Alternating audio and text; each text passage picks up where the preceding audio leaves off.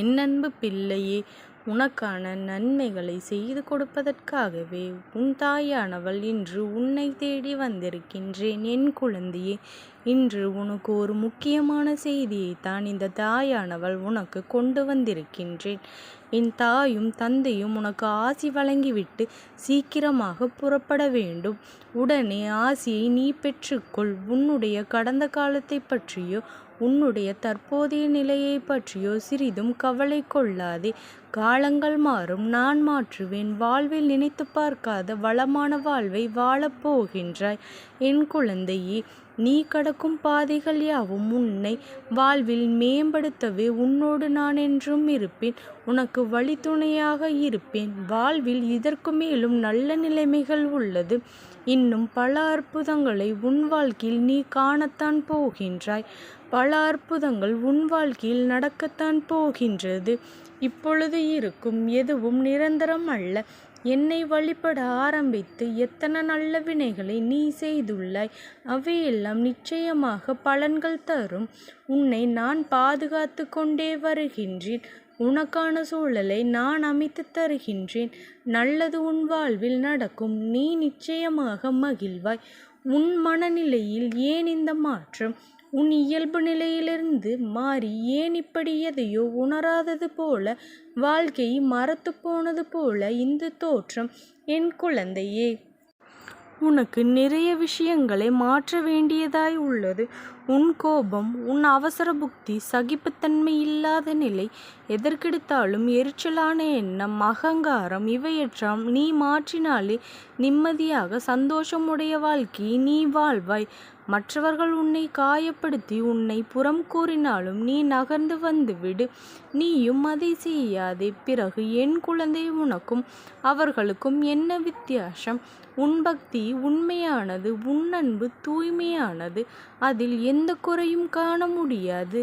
நடக்கின்ற மாயையும் கர்மாவும் தான் உன்னை நிலையை தாழ்த்த செய்கின்றது என் பிள்ளையே. ஆனால் நீ உயிராய் நினைக்கும் உன்னுடைய முதல் கடவுளான எனக்கு தெரியாமல் எப்படி இருக்கும்? உன் சூழ்நிலை உன்னை புரிந்து கொள்ளாமல் நான் எப்படி இருப்பேன்? உன்னோடு நான் எப்பொழுதும் இருப்பேன். உன் மனவழியை போக்கி உன் முகத்தில் புன்னகை மலர செய்யும் செய்தி ஒன்று உன்னை தேடி வரும். இந்த நொடியிலேயே என்னிடம் ஒப்படைத்துவிட்டு மகிழ்ச்சியாக இரு. நான் கொடுக்க போகும் இன்பத்தை ஏற்றுக்கொள்ள தயாராக இரு. ஒரு இனிய நிகழ்வு இனி உன் இல்லத்தில் நடக்கும் என்பதனை பிள்ளையாக நீங்கள் கவலைப்படும் பொழுது அதை நிவர்த்தி செய்வதை கடமையை பொறுத்திருந்தது.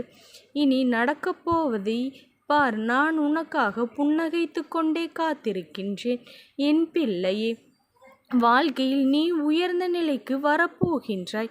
உன் வாழ்க்கையை கடந்து செல்ல நிறைய பாடங்களை நீ பயில வேண்டும். ஆனால் ஒன்றை மட்டும் நினைவில் கொள். உன் கஷ்டங்கள் தீரும் நேரம் வந்துவிட்டது. என் அருளும் அன்பும் ஆசீர்வாதமும் உனக்கு கிடைக்கும் நேரமும் வந்துவிட்டது என் குழந்தையே. இன்னும் கொஞ்சம் மட்டும் பொறுமை காத்துக்கொள். முதலில் வாழ்க்கையில் நினைத்து பயப்படுவதை நிறுத்து. பயம் புத்தியை மழுங்க வைத்துவிடும். அந்த பயம் மனதில் எதிர்மறை எண்ணங்களை உருவாக்கும். அதனால் எதற்காகவும் பயப்படாதே. நம்பிக்கையோடும் பொறுமையோடும் உன் கடமைகளை நிச்சயமாக நீ செய்து கொண்டே இரு. உன்னுடைய இந்த நிலை மாறி வெற்றி பெறுவாய் என் பிள்ளையே. இனி உன் வாழ்வில் மோசமான நேரங்கள் நீடிக்காது. உன்னுடைய மகிழ்ச்சி திரும்ப வரப்போகின்றது. நீ நம்பிக்கையோடு இரு. நல்லதே நடக்கும். எக்காரணத்தை கொண்டும் நீ என்னை நிராகரித்து விடாதே என் பிள்ளையே. தனியாக போராடுகின்றேன், வெற்றி பெறுவேனா என்று நினைக்காதே. நீ தனியாக போராடுவதே வெற்றிதான். உனக்குள் நான் அல்லவா இருக்கின்றேன். ஒன்றை மற்றும் நீ நன்றாக புரிந்து கொள். நீ சொத்து சேர்த்து வைக்காவிட்டாலும் பரவாயில்லை. ஆனால் எவர் குடும்பத்தையும் கெடுத்த பாவத்தை சேர்க்காமல் வாழ்ந்து மறைந்து விட வேண்டும். ஏனெனில் சுமக்கப் போவது உன்னுடைய வாரிசுகள் மட்டுமே. அதை எப்பொழுதும் நீ நினைவில் வைத்துக்கொள். ஏன் இப்படி உன்னை கடுமையாக வருத்திக் கொள்கின்றாய்? நீ இப்படி உன் உடலை வருத்தி கொண்டு என்னை வழிபடாதே. நான் உனக்கு துணையாக உனக்குள்ளேதான் இருக்கின்றேன். அப்படி இருக்கையில் நீ படும் துயரங்களை நான் அறிய மாட்டேனா? நான் என்றுமே உன் வேண்டுதலை அலட்சியப்படுத்துவதில்லை. ஆனால் இப்படி உன்னை வருத்தி கொள்வதை என்னால் தாங்கிக் கொள்ள முடியவில்லை. உன்னுடைய துயரங்கள் எல்லாம் நீங்க வேண்டி நீ முழுமையாக நம்பு. என்னை வேண்டிக் கொள்கின்றாய், சரிதானே? உன் மனதில் இருப்பதை நான் அறிவேன். உன்னை சூழ்ந்துள்ள துயரங்களிலிருந்து தப்பிக்க எப்படி என யோசித்து தூக்கம் வராமல் தவிக்கின்றாய். உன்னை எல்லோரும் அவமானப்படுத்துவது போல, கைவிட்டது போலவும் எல்லாமுமே இருந்தும் அனைத்தும் நான் அறிவேன். என் குழந்தையே, சங்கடங்களை நினைத்து நீ கவலைப்படாதே. நம்பிக்கை இழக்கின்ற காலகட்டத்தில் தான் நான் இருக்கின்றேன். உன் கர்ம வினைகளின்படி உனக்கு உண்மையான சோதனை காலம்தான் இது. நான் இல்லை என்று கூறவில்லை. ஆனால் உன் கர்ம வினைகளை அழித்து அது உனக்கு சாதனை காலமாக மாற்றத்தான் நான் இங்கு போராடி கொண்டிருக்கின்றேன். இன்னும் சிறிது காலத்திற்கு சங்கடங்களை சகித்துக்கொள். உன் நம்பிக்கை எனும் சக்தி ஒன்று திரட்டி உன் துயரங்களை கண்டு அஞ்சாமல் போராடு. இதை திடமான சிந்தனையை நீ தக்க வைத்து கொள்ள வேண்டிய காலகட்டம்.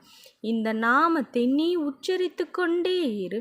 எல்லாம் கூடிய விரைவில் மாற்றியமைக்க உனக்கு நான் இருக்கின்றேன். உன் சங்கடங்களை எல்லாம் உன்னை தாழ்த்த என்று நினைத்து கொள்ளாதே. உனக்கான அழகிய வாழ்க்கை காத்து கொண்டிருக்கின்றது. அந்த வாழ்க்கை எல்லோருக்கும் மருந்தாக அமையப் போகின்றது. இன்னும் பல மாற்றங்கள் இருக்கின்றது. என் பிள்ளையே, அரங்கேற்றுவதற்கு அந்த அழகிய நாட்களை எதிர்நோக்கி காத்து கொண்டிருக்கின்ற உன் வாழ்க்கையில் நீ சிந்திய அத்தனை கண்ணீரும் நான் கொடுக்கும் சீதனம். அது உனக்கு எல்லாம் நிறைந்த எதிர்காலம் காத்து கொண்டிருக்கின்றது. நீ உயர்ந்து வளரப் போகின்றாய். சிரித்த முகத்தோடு காத்து கொண்டிரு. உன்னையும் உன் வாழ்க்கையும் நிறைவடைவதாய் நான் ஆக்குவேன். உன்னிடத்தில் அனைத்து நல்ல பண்புகளையும் நான் கொடுப்பேன். உன்னுடைய கர்ம பலன்களை நான் கழித்து வருவதால் உனக்கு எல்லாமுமே தாமதமாகின்றது. நம்பிக்கையை கைவிட்டு விடாதே. என்னை நம்பு. யார் உன்னை கைவிட்டாலும் நான் உன்னை கைவிட மாட்டேன்.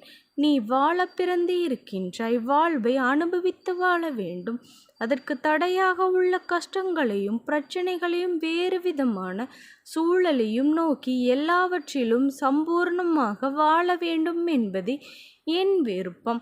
என் குழந்தையே, உன் வாழ்க்கையில் நடைமுறைக்கு வர வேண்டும் என்றால் நான் உன் மனதில் இருக்க வேண்டும்.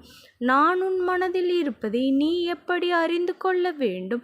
நான் என் மனதில் அமைதியும் சாந்தமும் எந்த மனதில் நிலவுகின்றதோ, எந்த மனம் எப்பொழுதுமே அன்பினால் நிகழ்கின்றதோ, எந்த மனம் எப்பொழுதுமே பொறுமை காக்கின்றதோ, எந்த மனம் அனைத்தையும் சகிக்கின்றதோ அந்த மனதில் நான் நிச்சயமாக இருப்பேன். சில நேரங்களில் கஷ்டங்கள் கலங்க செய்யும், வேதனைகள் திகைக்க வைக்கும், பிரச்சனைகள் மூழ்கடிப்பது போல தெரியும். ஆனால் திகழக்கூடாதது எதையும் உன் ஜென்மத்து வினை என எடுத்துக்கொண்டு இனிவரும் நாட்களில் நன்றாக இருப்பதாக இந்த நிலையை நான் தருகின்றேன் என ஏற்றுக்கொள். நான் உனக்கு எதையும் செய்யவில்லை என கதறி அழுத நாட்கள் உண்டு என் குழந்தையே. அந்த நிலை மாறி நீ நல்ல வாழ்க்கையை அமைத்து கொள்வாய். என் குழந்தையே, நீ எதை நினைத்தும் கவலைப்படாதே. இந்த தாயானவளினுடைய அன்பும் ஆசீர்வாதங்களும் உனக்கு என்றைக்கும் முழுமையாக கிடைத்து கொண்டே இருக்கும். ஓம் சக்தி போற்றி. ஓம் ஆதிபராசக்தி போற்றி போற்றி.